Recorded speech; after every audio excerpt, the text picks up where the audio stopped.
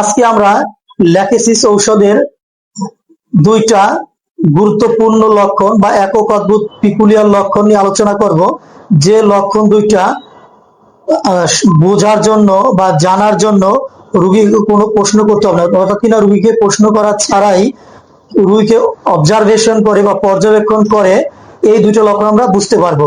এবং organ of মেডিসিনের যে কথাটা বলা হয়েছে, রোগীর মধ্যে এমন কোনো লক্ষণ নাই যে একজন পর্যবেক্ষণশীল চিকিৎসক বুঝতে পারে না। তো সেই জন্য এরকম দুইটা লক্ষণ, সেই লক্ষণ দুইটা কি? প্রথমত হচ্ছে রোগীকে তার কষ্টের কথা বা রোগের কথা যদি জিজ্ঞেস করা হয়, তাহলে তার কষ্ট বা রোগের কথা হয়তো অল্প কিছু বলে বা না বলে সে অপ্রাসঙ্গিক অনেক কথা চলে আসে তার, বা সে বলে ফেলে।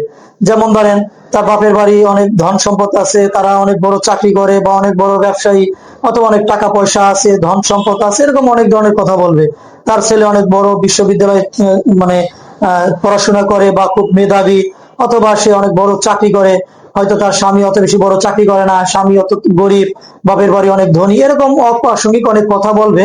অথচ আপনি এত রোগীকে জিজ্ঞেস করছেন তার কষ্টের কথা, ধরেন বাতের ব্যথা হইলে তাকে জিজ্ঞেস করছেন আপনার বাতের ব্যথাটা কখন বাড়ে, কখন কমে, বা ব্যথার ধরন কেমন, সে ব্যথার ধরন হয়তো বলে বাস এরপরে শুরু করলো এই ধরনের মানে অপ্রাসঙ্গিক কথাবার্তা।